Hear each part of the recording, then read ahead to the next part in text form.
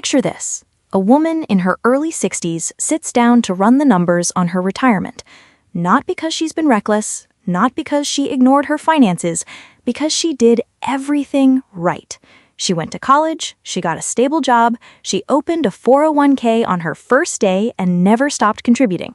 She saved 10% of her income, she bought a house when she could afford the down payment, she paid off her credit cards every single month. She followed every rule in the book. And when she runs the numbers, the amount she has saved is not enough. She's going to have to work longer than she planned, spend less than she hoped, and worry about money for the rest of her life. So what went wrong? Here's what most people assume. She must have made a mistake somewhere. A bad investment, too much lifestyle inflation, some hidden gap in her discipline. But that's not actually what happened, and understanding why she failed despite doing everything right might be the most important financial lesson you'll ever learn. The rules she followed were written for a different world. Here's the thing, most financial advice doesn't tell you. The classic rules of personal finance, save 10%, get a degree, buy a home, invest in your 401k, these weren't invented yesterday. They were built on assumptions about how the economy worked in the 1970s and 1980s, and some of those assumptions have quietly stopped being true. Let me give you the math. In 1980, the median U.S. home cost roughly $64,600.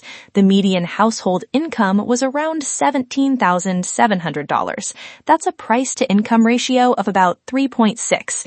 Financial experts say anything below 2.6 is healthy, so homes were a little expensive, but within reach. Fast forward to today, the median home price is over $414,000. The median household income is around $81,600. That's a ratio of 5.1, nearly twice the healthy threshold. And here's the kicker. Not a single one of America's 50 largest cities currently meets the recommended ratio. Not one. So when someone tells you, buy a house as soon as you can afford the down payment, they're giving you advice that made sense in a world where homes cost 3 times your income, not 5 times your income. The rule didn't change. The world did. And the degree rule has the same problem. She was told to go to college because education equals opportunity and opportunity equals income. And that was true. But here's what also happened between the 1980s and today. Between 1991 and 2022, after adjusting for inflation, the average tuition at a public 4-year university more than doubled. At private universities, more than doubled. Wages didn't double. So a generation of people were told to follow the education rule while the cost of that rule quietly doubled underneath them. Today, over 43 million Americans carry a combined $1.7 trillion in student loan debt. That's the second largest form of consumer debt in the entire country, behind only mortgages. Think about what that means for the 10% savings rule. If 15% of your take-home pay is going to a student loan, and another 35% is going to rent in a city that's expensive enough to have your job, and another 10% is going to healthcare, how much of the 10% you're supposed to save is actually there to save? The rules don't live in a vacuum. They assume a certain cost structure underneath them, and that cost structure has changed dramatically. Now here's the part that really surprises people. The main retirement tool she was told to rely on, the 401k, was an accident. I'm not joking. In 1978, Congress added a short paragraph to Section 401 of the tax code. It was about a page and a half long. It was originally intended to limit executives from creating special profit-sharing loopholes. A benefits consultant named Ted Benna noticed the language could also be used to let ordinary workers defer income into a tax-advantaged retirement account. He tried it, the IRS approved it, and by the mid-1980s, companies across America had discovered something very useful. A 401k was way cheaper than a pension. In 1980, 38% of private sector workers in America had a defined benefit pension.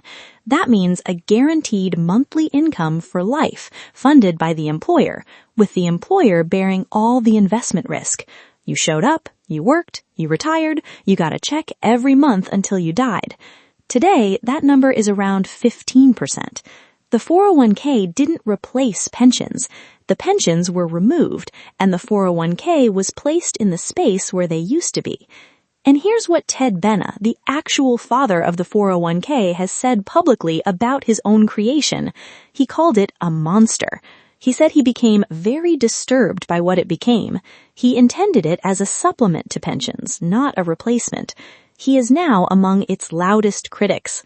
So when she was told, max out your 401k, she was being handed a tool that its own inventor thinks has failed the people it was supposed to serve. So what do you do with all of this? Because I don't want this video to just be depressing.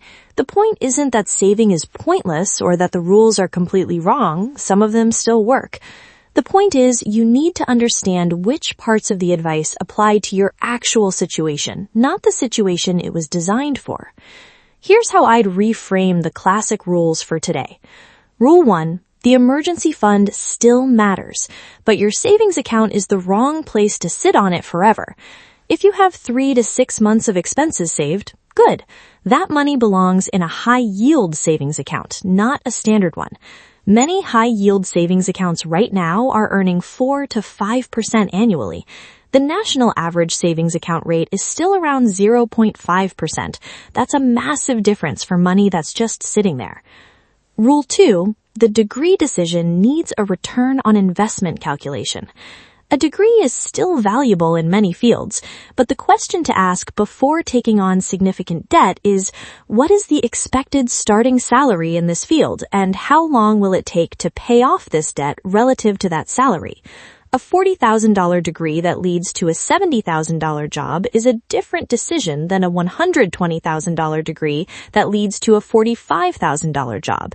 The rule, get a degree, is too simple. The question is whether this specific degree at this specific cost makes financial sense. Rule 3, the 10% rule needs a reality check for your actual income. If you're earning a high enough salary with low enough fixed costs, 10% works. But if you're earlier in your career, carrying student debt and living somewhere expensive, 10% might not be achievable right now, and beating yourself up about it won't help. The more useful question is what percentage can you actually invest consistently right now, and how do you increase that over time as your income grows? Rule 4. Your 401k is a tool, not a complete plan. Use it, especially if your employer matches contributions. That match is essentially free money and you should capture all of it. But understand that fees inside 401k plans quietly compound against you, just like returns compound for you. Check the expense ratios on the funds inside your plan. A 1% annual fee sounds small. Over 30 years on a $500,000 account, that's potentially hundreds of thousands of dollars in lost returns. Rule 5. Pay attention to the rules underneath the rules. Every piece of financial advice was designed with a set of assumptions underneath it. Costs, market conditions, employment structures, tax environments. When you hear a rule, ask, when was this written? What was the economic environment? Does it still apply to my situation? Because the woman at the start of this video didn't fail because she was careless. She failed because she was handed a map of a city that had been rebuilt without anyone updating the map. Here's the truth. The rules of personal finance are not neutral. They were written at a specific time by people with specific assumptions and in many cases promoted by an industry that profits when you believe your financial outcome is entirely a product of your personal discipline. Individual behavior matters enormously, but no savings habit closes a 40-year gap between wage growth and housing costs. No 401k contribution rate compensates for the removal of a pension that was supposed to anchor your retirement. She followed the rules. The rules were designed for a world that had already changed. The goal now is to understand the rules well enough to know when they apply to you, when to adapt them, and when to throw them out entirely. If this video made you think differently about the financial advice you've been given, hit subscribe and drop a comment below. Is there a financial rule you followed that ended up not working the way you were told it would? I read every single one.